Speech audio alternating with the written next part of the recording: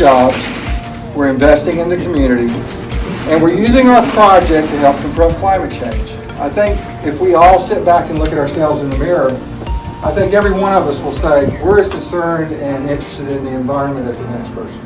We all love this river. We all love the activities that we enjoy outdoors and or indoors as we live here in this community. We want to continue to participate in that. But we've got to balance that with the opportunity to have projects that allow our children and ourselves to have future opportunities to stay in this community.